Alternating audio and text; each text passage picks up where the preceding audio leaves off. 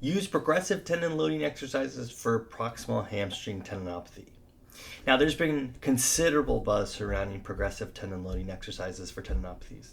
So let me break it down what progressive tendon loading is quickly for us. So progressive tendon loading is a step or basically a way of building more tolerance to activity and load in tendons. So it starts, for example, with laying off activity, usually not completely, but having a load reduction and reducing the amount of inflammation or symptoms in the tendon. Then it starts with isometrics, then progresses to isotonics, then progresses to heavy, slow, resisted weight training, and then it's going to progress to plyometrics or impact loading. Now, there is some new research out there that's showing the isometric phase can be also started in tandem with the isotonic phase. And there's also some research out there that says isometrics actually provide pain relief. So what we do know is that progressive tendon loading is basically going to be adding more load gently to the tendon so the tendon can adapt to it and recover and be able to then get the force and the tension and the impact loads it needs to be able to withstand all the activities that person wants to do. That's progressive tendon loading in a nutshell. So, Tom Goom came out with a very prestigious JOSPT research article talking about progressive tendon loading for proximal hamstring tendinopathy. I'm going to take you through the progression right now and talk to you about some of the important parts to go through. Really, some of the key questions that have arisen have been how do we progress exercise dosing, when to progress exercises, and how to assess the patient tolerance to that load. So what we first want to do is take the patient off load. We want to reduce their load at least.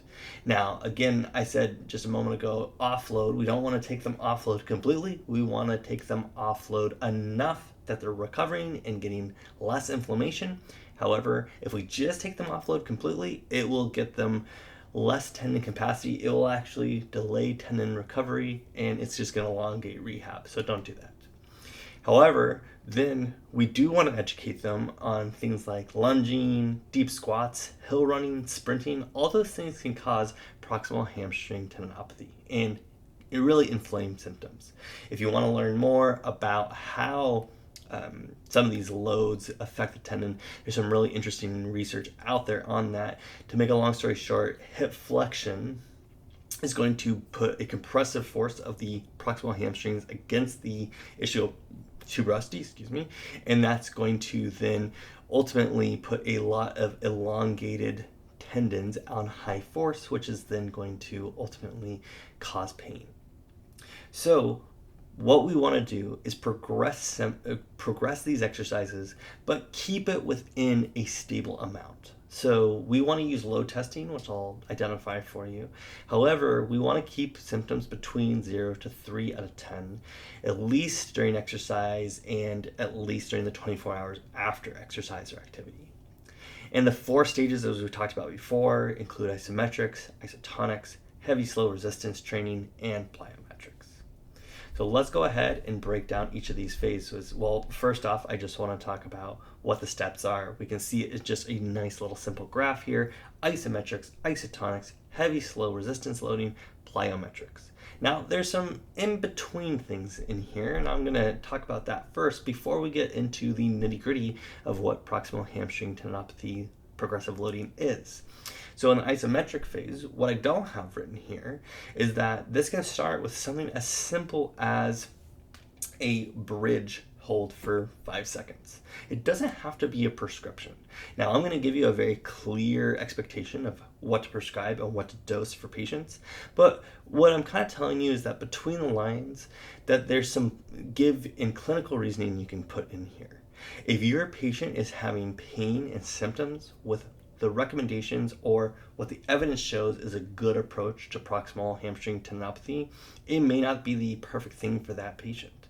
So adding one variable at a time, whether it's duration, whether it's intensity, whether it's the loading rate, whether it's, whatever the change in variable it is, You want to progress patients through these phases from isometrics to isotonics to heavy slow resistance loading and plyometrics. And especially between that heavy slow resistance loading, sometimes we're just introducing faster heavy resistance loading or heavy resistance training rather than going straight to plyometrics. Sometimes we just increase the speed, and then finally, as we increase the speed, we then finally get to plyometrics.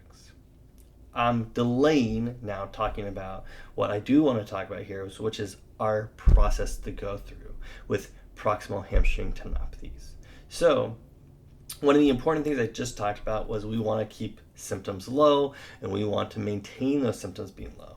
But how do we monitor these different symptoms with patients? And it's using load testing. Now, load tests can be a couple different things. You can see this picture A here is going to be a single leg bridge. That's a really good way to do a load test for proximal hamstring tendinopathy. You also have a long lever bridge. Not the best picture that I like, however, I do like how it's outlined here, and this is taken exactly from the JOSPT article, so I really like this little graph here because it really follows what that article and what that research is saying. It's a really, really good, interesting read. It's in the references if you'd like to take a look. However, you can also elongate out that knee extension or the knee flexion angle to make it a little more challenging. And then lastly, you have the arabesque in your C here. This is a really, really good test because it's going to put hip flexion into the equation. You're also going to be loading the hamstrings. You're also going to be elongating them. So it's going to be highly provocative. Another test you can do, which is not written here, is actually a deadlift as well. A great test to use. Really, really good information. So we want to keep symptoms between 0 and 3 out of 10. We want to maintain those symptoms during activity, that symptom level during activity, after activity, and the 24 hours following activity. Usually this whole program is going to take about 3 to 6 months to complete, and it starts with the isometrics. So isometrics, what do you want to start with here? Well, Ebony Rio did research back in 2015 that talked about isometrics being beneficial to decrease pain, having an immediate pain relief from isometrics. Well, what was her dosage? Her dosage was 5 sets of 45 seconds of a moderate resistance at 70% of maximal voluntary isometric contraction. Okay, so that's very prescriptive. How do we find 70%? That's a little bit harder to do, so sometimes we have to do something, or we have to try to help clinicians find that perfect amount. We're not always using EMG, we're not always using that information, so 70% is about what we're looking for. Now, what's ways we can do that? That can be with isometric leg curls, that can be with isometric single leg bridges, that can be with a isometric single leg long lever bridge. The key here, as you can see with these different exercises, is they're going to be fairly high load. A single leg long lever bridge is not easy to do, but that's an isometric exercise. And remember, 70% is not a small amount. So we want to give patients somewhere along here. Now, also in this list, isometric straight leg pull downs and trunk extensions, you can see on this list here. Now, different patients might fit into different categories here. Some patients might be only able to tolerate a double leg bridge, and that's okay. We want to progress them, and maybe we progress the isometrics first before we even get to isotonic activity if it's not tolerated with that patient. This is where clinical reasoning comes into play.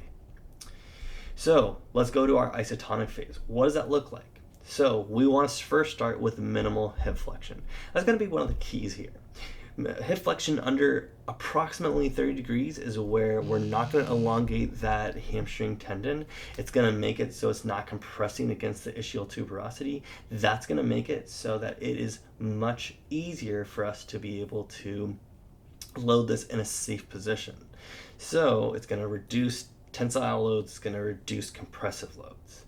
So again, we want to keep our symptoms between 0 to 3 out of 10, and especially if we're in that minimal hip flexion range, that's going to be okay.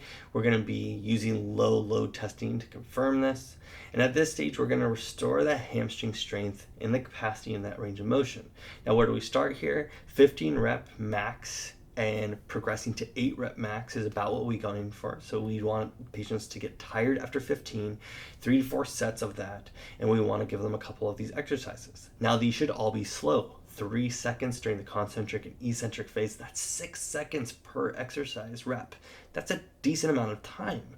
However, it is going to be beneficial because it's going to be slowly loading it. It's not going to be a higher rate of speed. We know loading rate is going to potentially aggravate patients, especially with tendinopathies.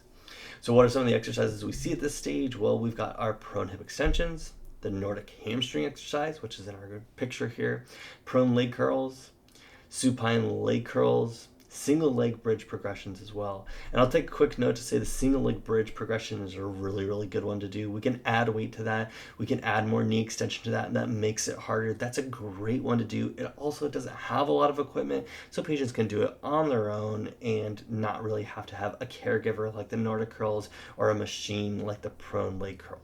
So that's a really good one you can use.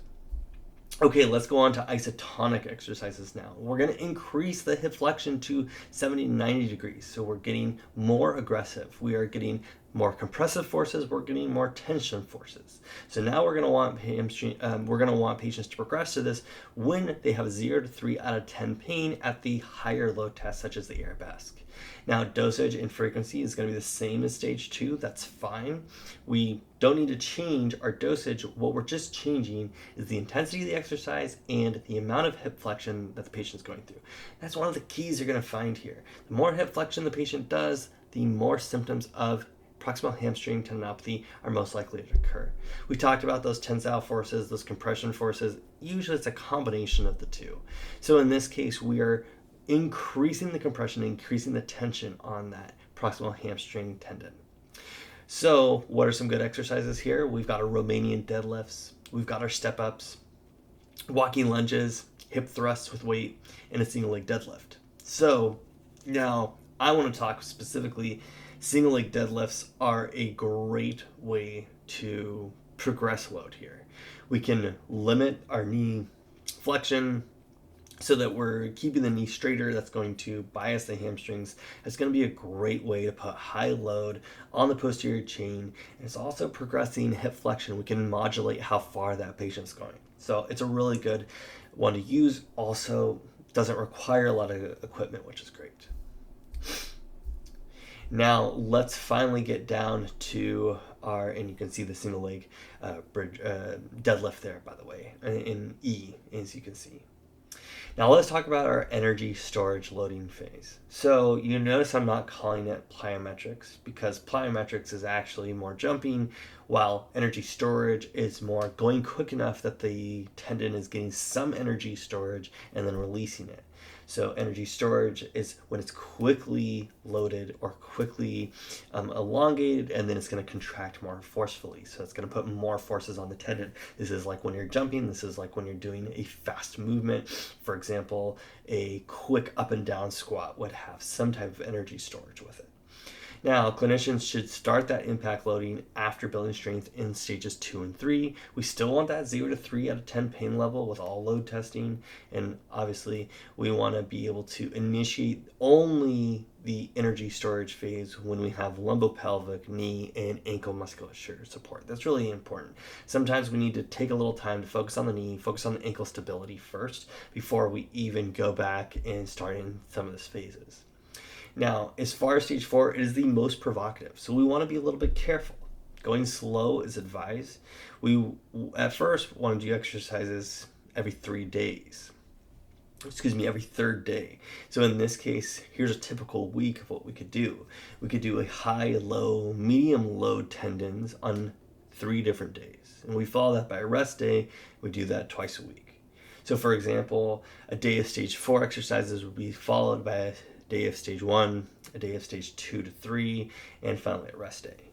Now, some of these exercises that we find in this phase include running drills. And if you want to learn more about running drills, check out Runner Resources. There's a lot of great videos and explanations of running drills in there, especially as they come to return to run programs.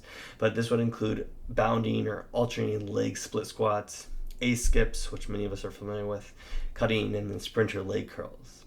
There's a ton of other things you can do. You could be pushing a sled fast. You could be pulling a sled. You could be doing stairs or hill bounding, kettlebell swings. The opportunities are endless here. So lots of good stuff you can do, but I would, and the research would support 3 to 4 of these activities in one session is about what we're looking for. We want to graduate to 15 to 20 repetitions or steps of 3 sets. And also we want to be mindful that we shouldn't really add more than about an exercise every 1 to 2 weeks, really depending on the phase. We want to go slow here. These can be provocative. This can be something that sets patients back. We've come a long way from our stage 1. We want to be careful with these folks. So we have good pictures of all of these drills here. And what I will say is that as we look at this progressive loading cycle and program for proximal hamstring tendinopathy, it's important to think of this. It's gradually adding load. This is going to limit the flare-ups. It's going to limit overloading the tendon. This is also going to help to address some of the biomechanics that might be off with these patients, including low tendon capacity.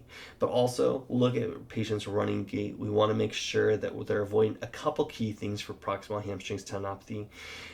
Some of them include excessive forward trunk lean, anterior pelvic tilt, and overstriding.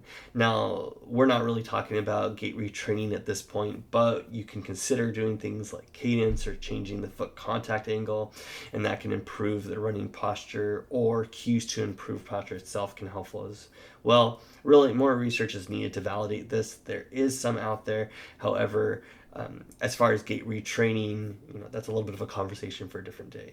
However, we do want to caution patients in terms of hill running. We do want to caution them in terms of speed work, especially early on, because it can put such high compression and put a lot of force on the proximal hamstring tendons.